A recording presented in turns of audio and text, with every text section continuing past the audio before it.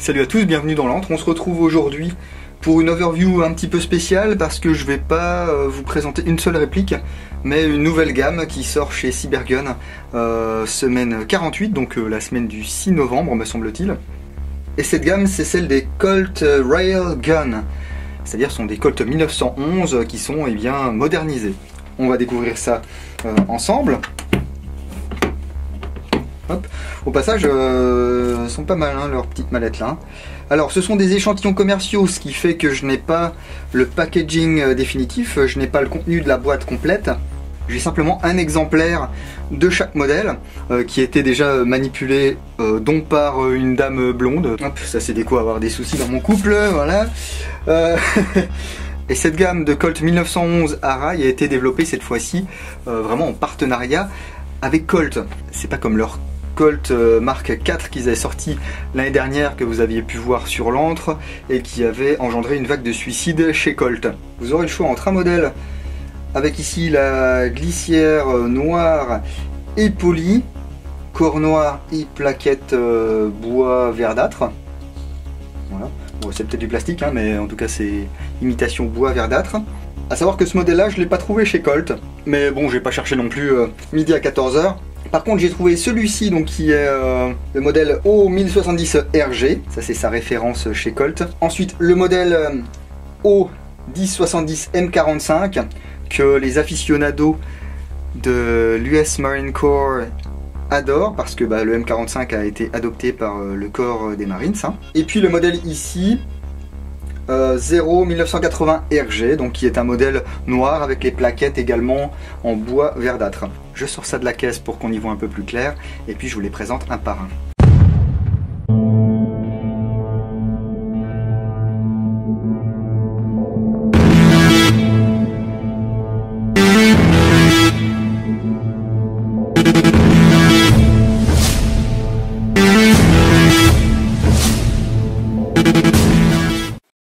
Et comme ma grand-mère me disait, si t'es pas jolie tu pourrais être poli, c'est vrai que je n'ai pas remercié Béatrice Bolling, qui est donc la responsable marketing de Cybergun, qui m'a confié ces 4 échantillons rapidement, voilà, parce que je vais lui renvoyer, qu'elle puisse montrer aux clients potentiels. Donc je vous l'ai dit, j'ai pas le packaging, j'ai pas l'intégralité du contenu des boîtes. Ça, ce sont mes camarades de jeu du partenariat Cybergun qui se chargeront de vous faire découvrir tout ça d'ici quelques semaines, je pense.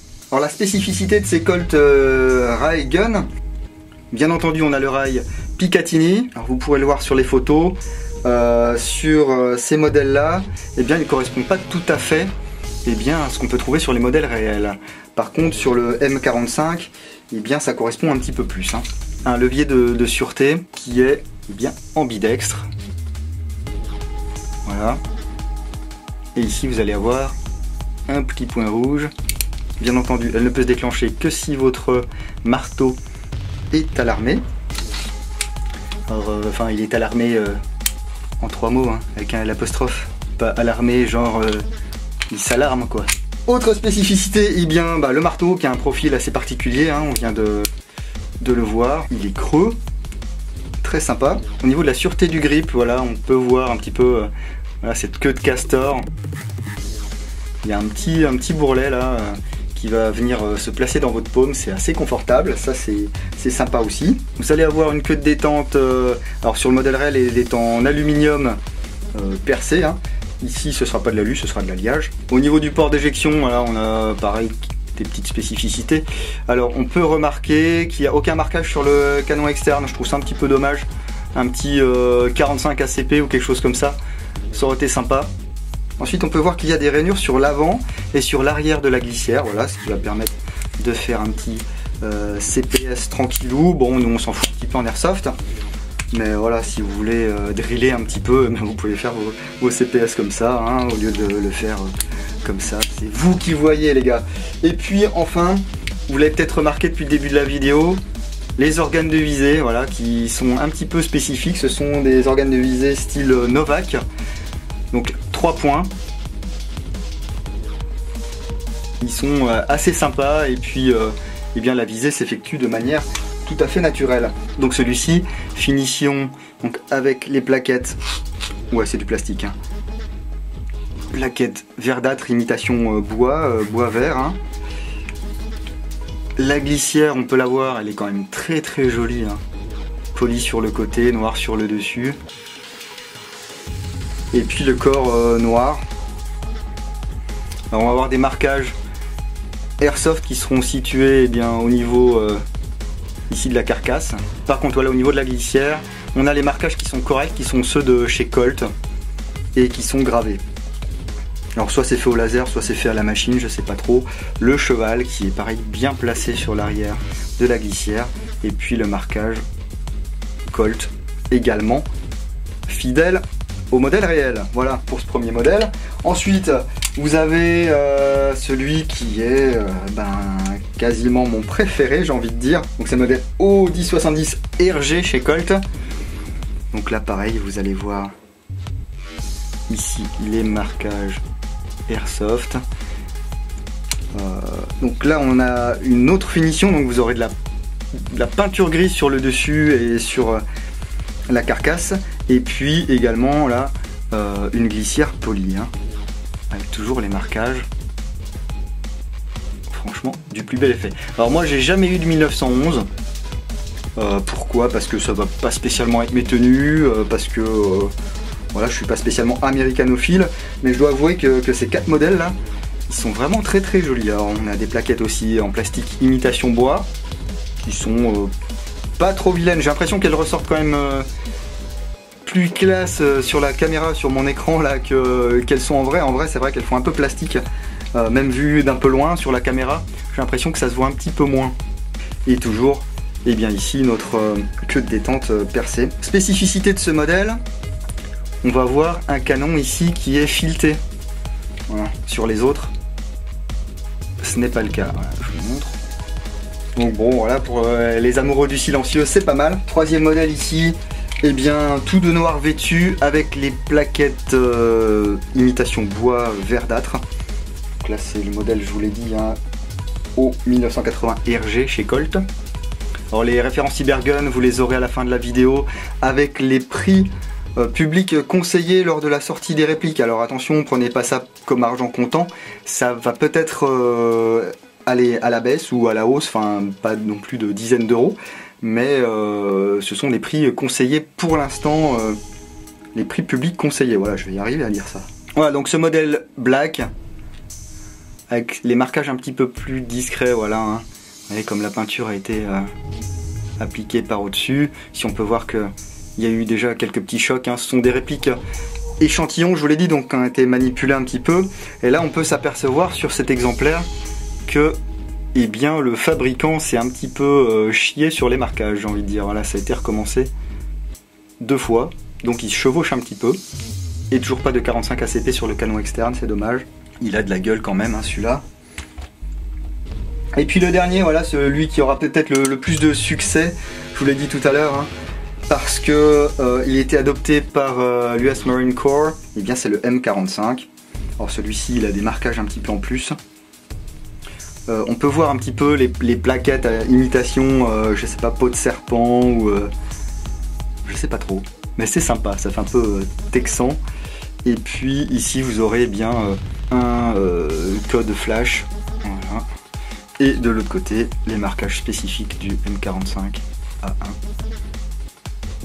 Et là pour le coup vous voyez la queue de détente, elle ressemble un peu plus à une queue de détente classique, elle n'est pas percée. Et au niveau ici du rail Picatinny, c'est un petit peu plus ressemblant au modèle réel que vous pouvez voir en photo là tout de suite. Voilà. Canon chromé, toujours pas de marquage 45 ACP. On peut voir, j'en ai pas parlé, mais que chaque modèle a une attache pour mettre une dragonne, c'est toujours sympa. Et ici on a un profil particulier pour mettre bien votre pouce lorsque vous allez pouvoir désengager votre chargeur, profil qu'il n'y a pas sur les autres plaquettes. Ce qui est rigolo, c'est que souvent avec les distributeurs, quand on va parler de la marque, ils vont nous répondre mais c'est des Colt. Mais oui, mais ce n'est pas Colt qui fabrique les répliques, ce sont des usines en Chine ou à Taïwan, ici en l'occurrence à Taïwan. Et eh bien il n'y a rien qui est communiqué sur les fabricants, hein, les OEM, parce que eh bien il y a des contrats, voilà. Nous en tant qu'airsofters, on cherche toujours à savoir d'où viennent les répliques, de quelle usine. Et bien écoutez, je vais démonter et puis essayer de voir avec les indices qu'on a, si je peux vous donner une idée d'où ça a été fabriqué. Alors les spécialistes en 1911 ont peut-être déjà la réponse. N'hésitez pas à poster dans les commentaires si vous avez des renseignements ou des infos croustillantes. Allez, on va démonter celui-ci. Du coup, pas de chargeur, non.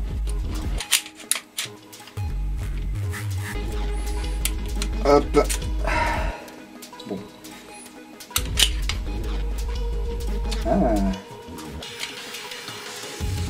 Un petit coup d'œil sur la méca. Alors ce sont des répliques qui sont CO2, hein. On en reparlera. Ici. La tige guide, le ressort récupérateur et le guide du ressort, hein. Ok.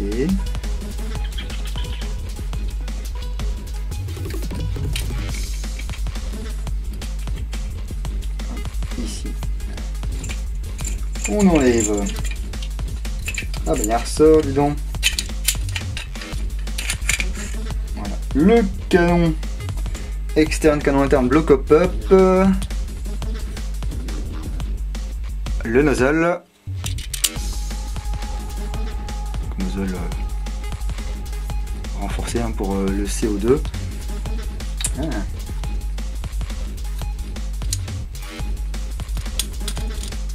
Ah, ça c'est sympa, c'est que le canon externe est en alliage, il n'est pas en plastique, hein. Vous voyez, en tout cas, d'après le bloc up, le profil un peu, on dirait du KWC, hein, quand même, hein. Ça se règle par l'intermédiaire d'une molette, hein. On peut voir ici. Un petit coup d'œil sur le joint up, ça a l'air d'être un joint plat, hein. C'est pas les trucs espèce de bags ou je sais pas quoi qui étaient en forme de W. Bon, tant mieux, hein. On s'apercevait que souvent c'était pas très efficace. Écoutez, ça n'a pas l'air mal, la peinture et tout, ouais, ça ressemble fortement à du KWC. Bon après voilà, c'est juste une devinette, hein. Mes camarades seront peut-être un petit peu plus péchus que moi sur le 1911. Ça a beau être une arme de légende et donc de par le fait une réplique qui attire beaucoup et qui est légendaire aussi, hein. Moi c'est pas mon kiff, hein, le 1911. Pourtant là, franchement, je craquerais bien. Si c'était à gaz, je craquerais bien. Et je vous dis ça, je les ai pas passés au chrony encore. Donc ouais, my guess, KWC, voilà. Après, c'est peut-être une grosse connerie, hein. Prenez pas ça pour argent comptant, hein. Le chargeur CO2. On va avoir un chargeur à pile imbriqué, donc à billes imbriquées. Alors combien on va pouvoir en mettre là-dedans? Je vais vous dire ça tout de suite. Alors évitez là de relâcher le petit bitonio, hein. Les lèvres, ça n'aime pas trop. 5, 6, 7. Ouais, je pense que pour être tranquille, là j'en ai mis un peu trop là. 16 billes, ça paraît pas mal. Vous voyez le petit bitonio qui pousse les billes là, il a tendance un petit peu à se faire à faire sa vie, voilà. Peut-être un petit point à revoir ça. Hop. Donc sparklet qui s'insère ici et bien par la gauche du chargeur. On voit ici la valve de percussion et puis une grosse clé Allen sera indispensable pour visser et bien le cul de la sparklet. Alors ça c'est en métal, hein, donc ça risque pas normalement de se dégrader. Alors voyons voir comment ça kick cette histoire. Wow. La vache. Punaise. Ah oui, ça envoie du pâté. Alors je sais pas combien ça sort au chrony ça. J'espère qu'on va pas avoir droit à une réplique qui sort du 400 fps. À vue de pif, je pense qu'on aura droit à peut-être entre 320 et 340 fps.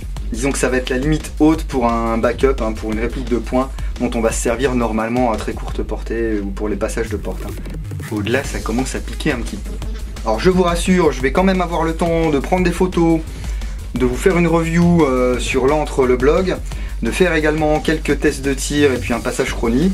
Pour ça, on se retrouvera dans quelques jours. J'espère que ces 4 modèles vous plaisent.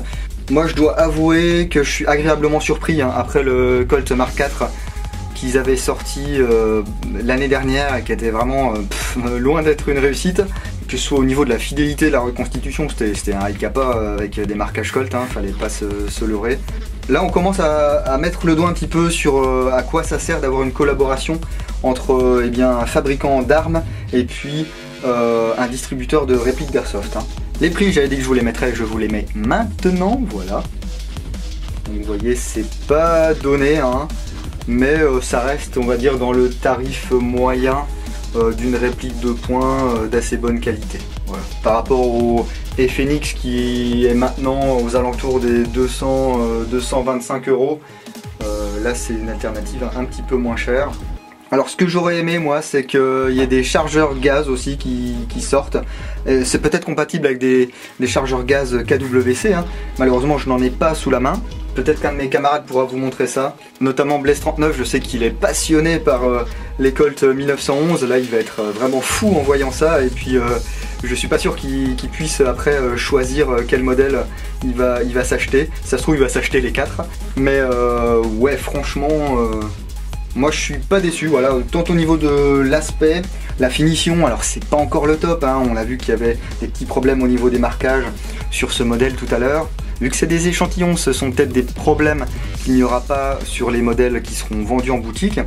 Dans tous les cas, n'hésitez pas à faire remonter ça à vos shops, étant donné que maintenant vous avez une garantie de 5 ans sur les produits, sur les répliques Cybergun. Et ça clairement, je veux dire, un marquage qui est foiré, c'est un motif de retour à la boutique, hein. Il n'y a pas à chier là-dessus, quoi. Ça fait partie de la finition, ça fait partie de ce qu'on contrôle en sortie d'usine. Donc si votre marquage est foireux, n'hésitez pas à ramener votre réplique en garantie. Je vais peut-être pas me faire des potes en disant ça, mais voilà. Ou alors vérifiez directement en shop que votre réplique possède des marquages qui ne sont pas, et bien comme sur ce modèle où vous pouvez le voir à nouveau, hein, ils ont été refaits 2 fois.